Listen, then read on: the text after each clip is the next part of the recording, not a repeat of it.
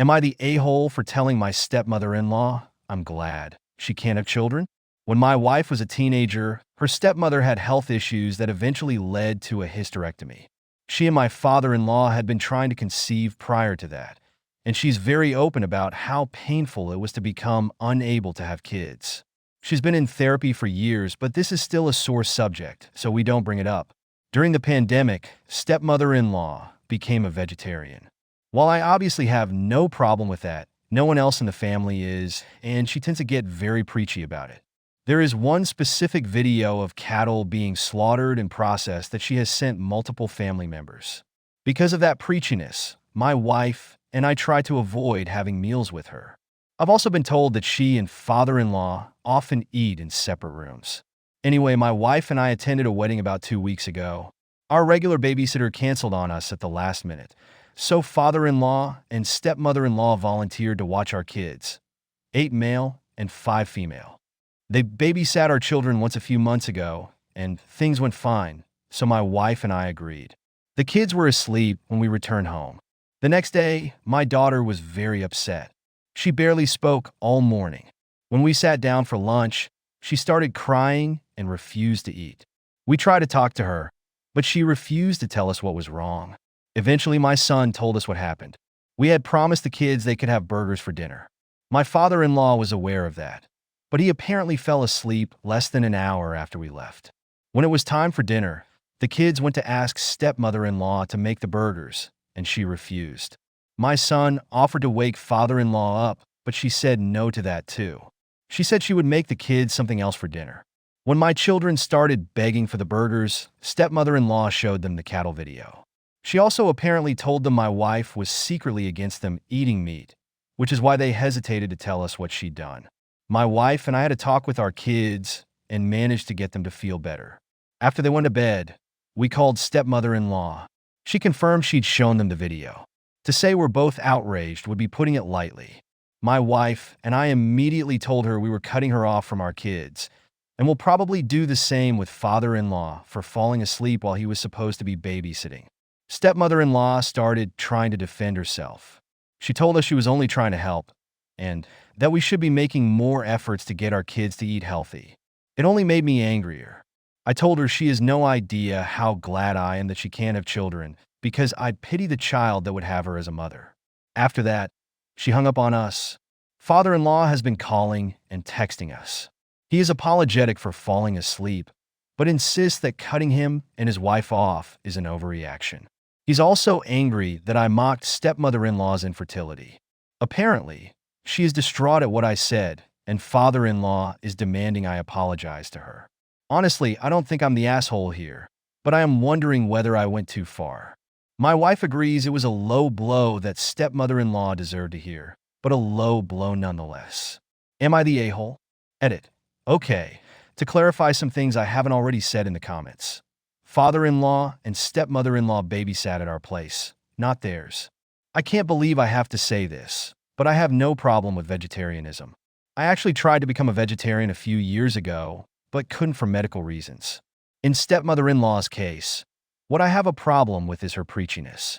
In general, my wife and I have always had a meh relationship with stepmother-in-law, but we never disliked her or treated her poorly. She has made a few comments about introducing vegetarianism to our kids in the past, but never anything this extreme. I'll admit I don't know much about stepmother-in-law's medical history. I only know about the hysterectomy because she didn't react well to either of my wife's pregnancies, and they had to tell me what was going on. We promised the kids the burgers back when they were going to be watched by their usual babysitter. Father-in-law and stepmother-in-law replaced her at the very last minute, and the kids ate chicken the last time they babysat.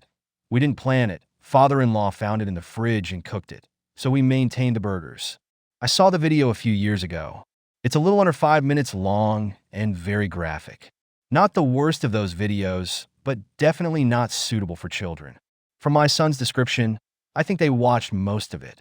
I'm more angry about stepmother-in-law lying to my children about their mother than the fact she showed them the video, but the whole situation infuriates me. My wife is angry that her father fell asleep for personal reasons, but we're not certain about cutting him off. We won't budge on stepmother-in-law. Having read most of your comments, I think I'll apologize for what I said about her fertility, but I will maintain everything else. I don't want her near my children ever again. I'll update when I can. Update. Though my wife and I have no intention to let her back in our children's lives, I decided to apologize to stepmother-in-law for what I said. My wife and I talked a lot about the subject. She said that based on her history with her stepmother, it really was a good thing she didn't have children. But before we had ours, my wife had always wanted to be a mother and was terrified about the possibility of not being able to. That fear got worse around the time stepmother-in-law had the hysterectomy. My wife told me her stepmother was agonized when it happened, and even though she agreed with me, she felt it might be best to apologize. Another thing that led me to make that decision was my mother. Before my brother and I were born, my parents had a stillborn daughter. They didn't talk about her much, so I didn't even think of it at the time, but my brother brought it up a few days ago. I couldn't stop thinking about her. As a parent, I can't even begin to imagine how my mother felt. I would never mention anything related to that out of anger, no matter how wrong my mother was. In the end, my wife and I agreed that, while I should apologize, we absolutely can't budge on cutting her stepmother off. We can't forgive what she did. It took us hours to convince our daughter to eat anything, not just meat. Even after that, she refused to eat meat for a few days because she didn't want to be evil. Our son wasn't as shaken, but he still had trouble sleeping for a few nights. My wife and I sat them down and had a long conversation about it. We answered every question they had as well as we could. Thankfully, we were able to reassure both our kids that eating meat wouldn't make them bad people. They're still a little distraught, but they're doing much better and eating normally again. Our main concern will always be their health and happiness. Stepmother-in-law compromised both, so we had no doubts about cutting her from our lives. We called father-in-law and stepmother-in-law this weekend. I apologized for what I said to stepmother-in-law, but told her we were still cutting her off. As expected, she didn't take it well. She started going off about how she was trying to help our children, and we were terrible parents for depriving them of that care. I'm pretty sure she was crying.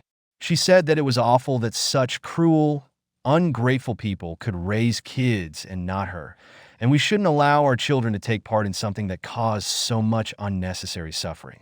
After about a minute of that, father-in-law managed to get stepmother-in-law to stop and hang up the phone. My wife later spoke with her father separately. Father-in-law apologized again for falling asleep. He said he understood why we were upset, but promised he would never do anything like that again. We decided to forgive him, but we won't leave the kids in his care again, and he will only be allowed to see them without his wife. We have options besides our usual babysitter. Father-in-law agreed. He invited us for a family dinner at a steakhouse my wife loved as a kid. He hasn't been there since stepmother-in-law became a vegetarian. We're going this Friday. I definitely have my regrets, but I'm satisfied with how things turned out. More than anything, I'm glad my children are all right. Watching my daughter refuse to eat was terrifying, and I will never forgive stepmother-in-law for scaring her and her brother like that. But they're getting better every day, and I think things are going to be okay. Once again, thank you for all your advice and support. I'll try to reply to more comments this time. Story 2. I purposefully order meat items so I don't have to share with my vegetarian friend. I have a friend who is a vegetarian and very entitled. She believes that her money is hers and my money is ours. I love sharing food with friends. I eat almost exclusively family style, but I hate sharing food with this friend because she does not share food with me. To avoid confrontation, I have started exclusively ordering meat items whenever we eat together. Recently, we went out to eat and I ordered chili cheese fries and I added steak.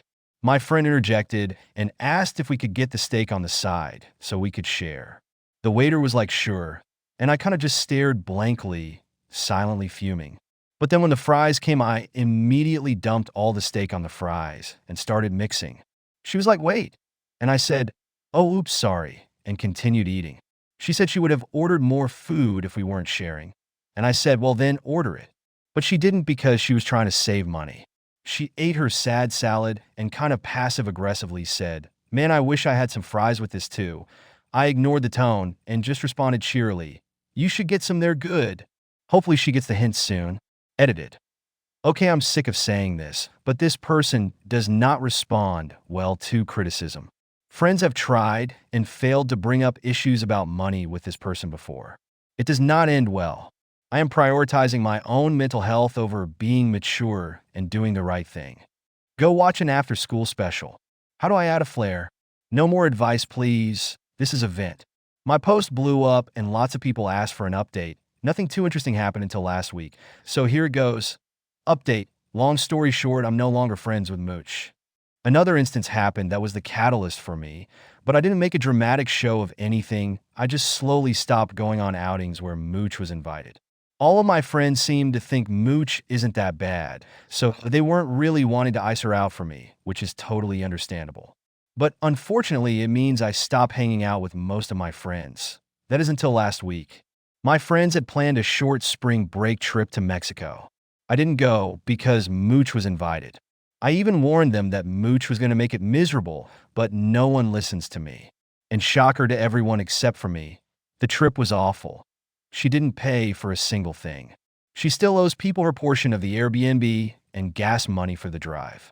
Additionally, she had a sour mood anytime plans didn't go her way. Example: group wants to go to the markets, Mooch wants to go to rent a boat. Majority rules they go to market. Mooch has a giant frown and makes sure everyone is aware she is having a bad time. One night, everyone went clubbing. She got tired and wanted to go home.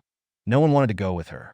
She was waiting around with her giant frown, clearly wanting someone to leave with her, so she didn't have to pay for the Uber. She finally orders an Uber for herself. After the Uber arrives, two girls decide actually they are tired too, so they take the Uber with her. She had the audacity to Venmo request the money for the Uber after having not paid for anything else the entire trip.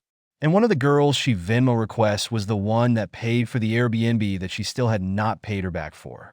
For the record, everyone else took turns paying for Ubers. No one Venmo requested each other for that. This was the first and only Uber Mooch ever paid for.